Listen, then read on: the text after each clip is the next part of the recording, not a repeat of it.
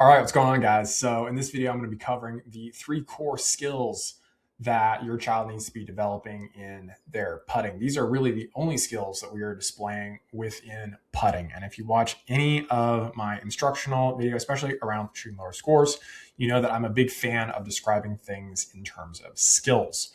So there's obviously big picture skills like our ability to avoid three putting, but then there are more specific skills like what goes into putting and how we actually implement some of those things and the different statistics that correlate to those particular skills, right? Because if we understand the statistics and we understand the skill, then we can say, hey, I'm going to do this change to impact this particular skill, and I can evaluate whether or not that worked or not. So if you guys enjoyed this video, if you do, go ahead and leave it a like. Helps push it out to more people in the YouTube algorithm. If you're new here, go ahead and subscribe to the channel. That way you can see videos like this that I come out with twice a week. So let's go ahead and dive into it. So once again, when we're thinking about anything, we have these kind of subsets of different skills, right? And skills can be broken down pretty granularly, and they can obviously be taken pretty high level as well. And so we need to be able to go up and down that spectrum based on what a particular situation calls for. So let's go ahead and outline the core skills. So number one, start line, our ability to start the ball on line. That's when I line the ball up and I'm able to hit the putt and it goes where I aimed it, right? So that's a skill unto itself. Then we have our speed control, our ability to say, hey, there's that putt that's, or that hole that's 20 feet away, our ability to stop the ball, at that distance consistently, right? That is a skill. And then we have our ability to read greens to see how much break is on the greens, or if you pay attention to my stuff, I'm a really big fan of aim point. So being able to feel the slope of the green and being able to be calibrated appropriately so that we're going to be able to make a high percentage of putts. And so those are really all you need to be able to do within putting. If you're able to do those things really, really well, then you're going to be a great putter. Odds are, if you're watching this, your child probably has not developed mastery over all these scores. Odds are they might not even practice putting very often. And so, in this video, I just really want to kind of break down what those skills are, the statistics that tie into them, and touch a little bit on how we might be able to isolate those and practice those more effectively. Because putting is one of those categories that often gets overlooked. It's not very sexy. Swing coaches tend to focus on, you guessed it, swings.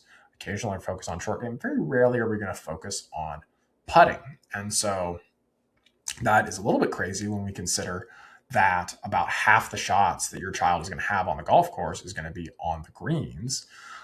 It makes a lot of sense to spend a certain amount of time on putting, right? So let's go ahead and look at the actual statistics here. So big picture, there's a couple ones. 3-putt rate and birdie conversion rate, right? Those are kind of like the two big ones. So I should have actually updated this ahead of time, but it's essentially 5-foot make rate, 5-foot make rate, and proximity, second putt proximity.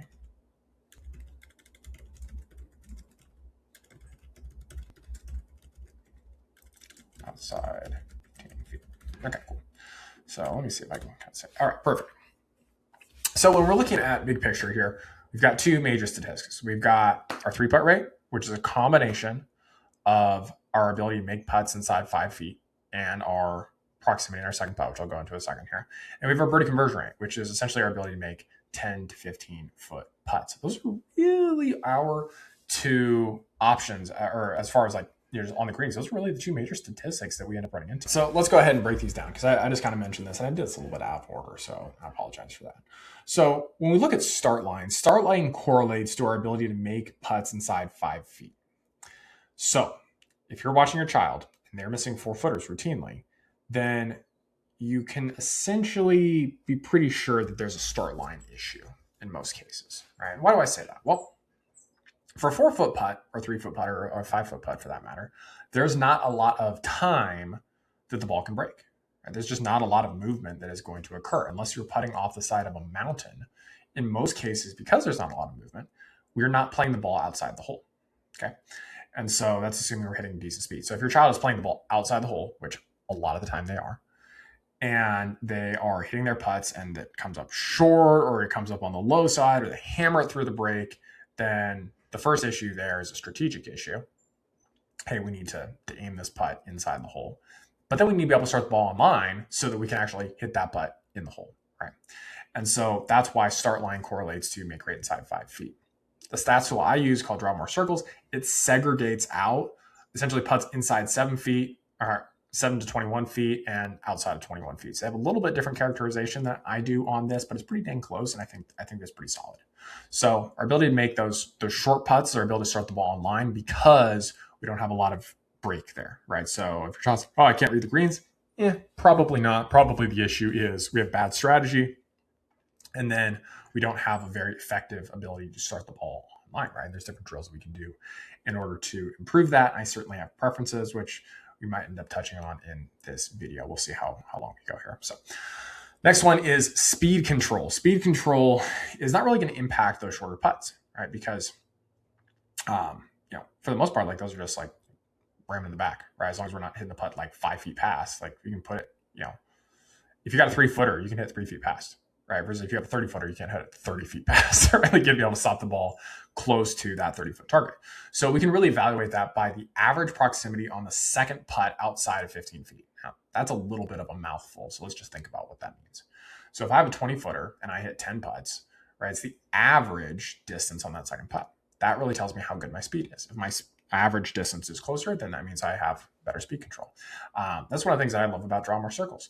Pretty much no other stats tool actually carries that statistic. I do not see that. Oftentimes they will show something like strokes gained. But I don't really like strokes gained, especially for junior golfers, because the statistics can be so erratic. Versus for the PGA Tour, it makes a lot of sense because you're comparing against, asymptotes and stuff like that. But that's not junior golf, right? We want to be able to see like, hey, what's reasonable?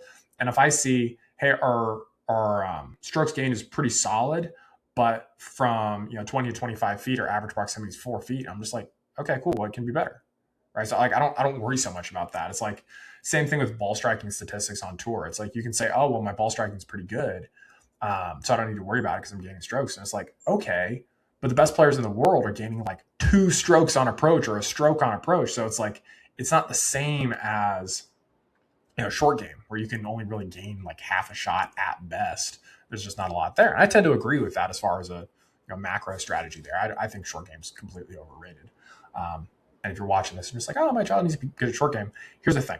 If they hit more greens, then they don't need to be good at short game, right? They need to be better at putting, right? And so if they only are really good at short game and they can't hit enough greens, they're not going to make enough birdies to shoot consistently under par.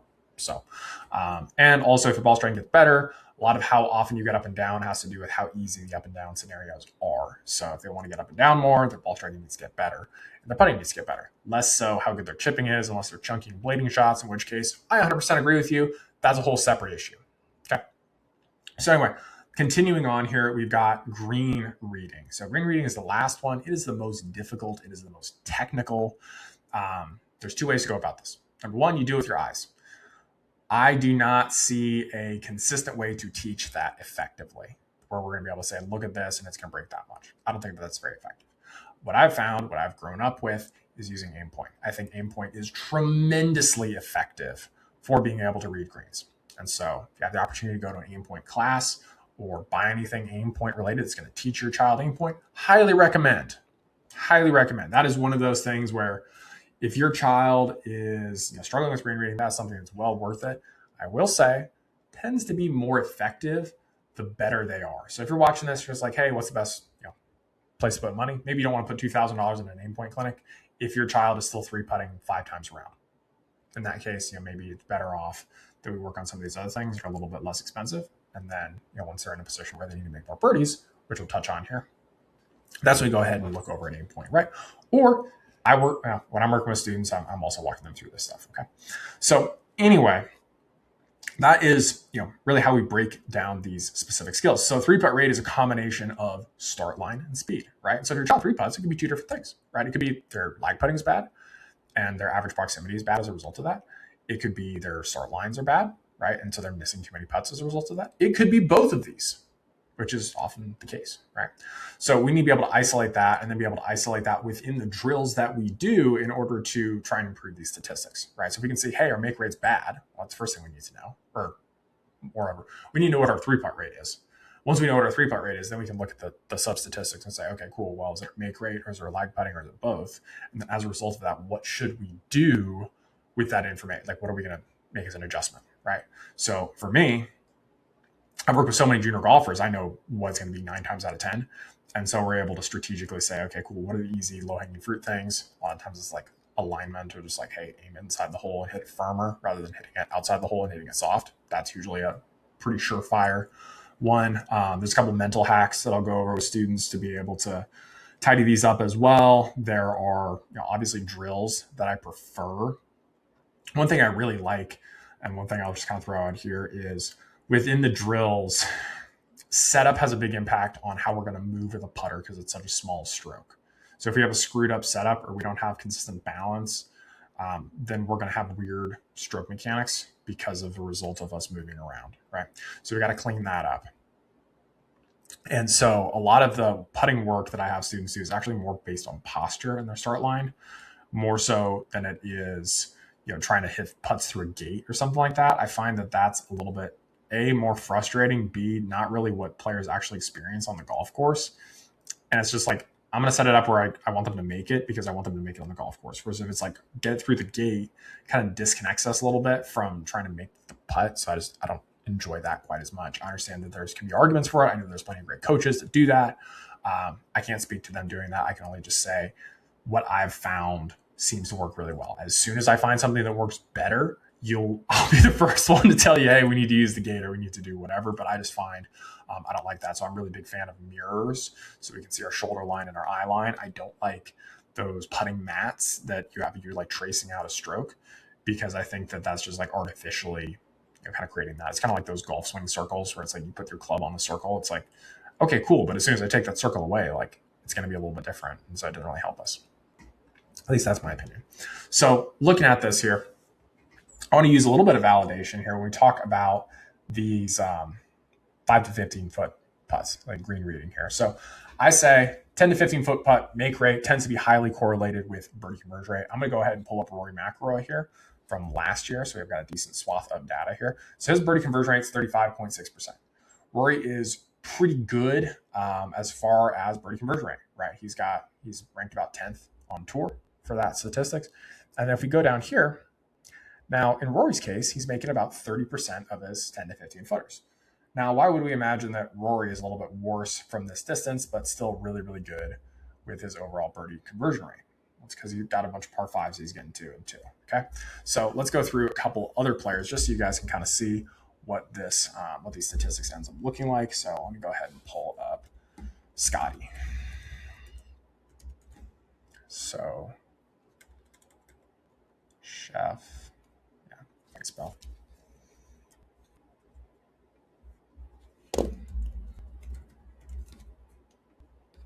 All right, great. So pulling up Scotty here. Let's go to his statistics as well. We're going to go to last year. Okay, same thing. We're going to go to putting. Birdie conversion rate, 36%. So he's a little bit better than Rory in that. Let's look at why that might be the case. Well, he's a substantially better make rate from 10 to 15 feet. And so as a result of that, his birdie conversion rate is a little bit higher, even though he's not quite as long as Rory. So long story short, I see this as highly correlated with birdie conversion rate. Let me see if I can back that up in a different way. So let's look at Gary Woodland. He's the best from this distance. What's his birdie conversion rate?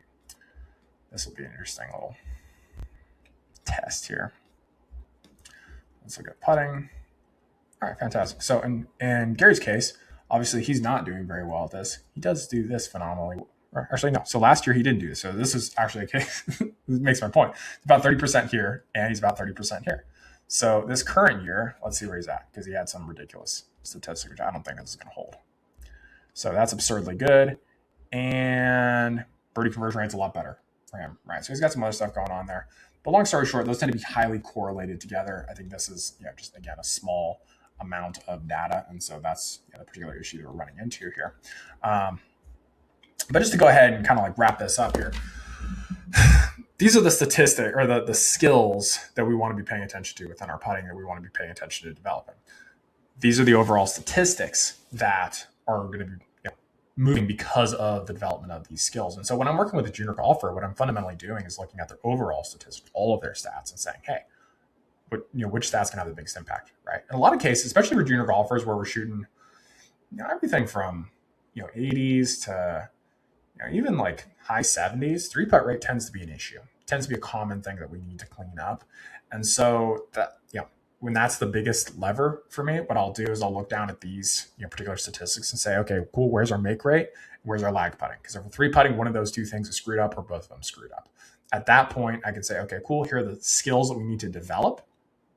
Here are the things that we need to do strategically in order to improve those skills. Here are the things we need to do mentally in order to improve those skills. Here are the drills that we need to do in order to develop those skills. And if there are still issues, here are the technical changes. Here's the mechanics that we need to adjust in order to develop those skills. So if that is something that you want help with for your child, and you're in this position where you're saying, hey, my child's stuck, right? They're not improving, right? We want to get faster results. We want to get more consistent results. There's an application below where you can apply to work with me and see what it would look like for me to apply this approach with your child. It is a little bit more costly than what you're probably used to. If you're used to, swing lessons with coaches where maybe they're paying them anywhere from, I hope you're not paying somebody $50, but $100 to maybe $250, maybe $300. It's definitely a different look at things because it's much more comprehensive, right? And so when you go to those lessons, it's just like, hey, we're going to hang out for an hour and hopefully get some stuff done. When I'm working with junior golfers, it's all results based. So I'm applying a proven framework for you guys. I'm making sure that you guys understand that framework, and I'm also implementing it with you guys and making sure your child's getting results. You guys aren't locked into anything. It's just about getting those consistent results. So that's why I do what I do. Like I said, it is more costly. Doesn't mean it's more expensive. You can buy something at 100 cheeseburgers is expensive, right? It's not going to be good for you. It's going to be detrimental. It will betray you. You make this type of investment, it will not betray you. So if you want to help your child get it to the next level, start shooting lower scores and see consistency, see systematic improvement, highly recommend you go ahead, fill out that application. We'll talk it over, make sure it's a good fit for you guys. And then we'll kind of go over what it would look like to implement that. So if you're interested in that, great. Otherwise, there's plenty of other videos on this channel that go through all this stuff in pretty decent detail. Obviously, I'm going to go into the most detail with working with the students directly. And also, you guys have the highest probability of success if you're doing that. But hey, maybe you just can't afford to make those investments right now, or maybe you just want to kind of get to know me a little bit better. Plenty of other videos on the channel. Go check those out. If you guys enjoyed this one, go ahead and leave a like, and I'll see you guys in the next video.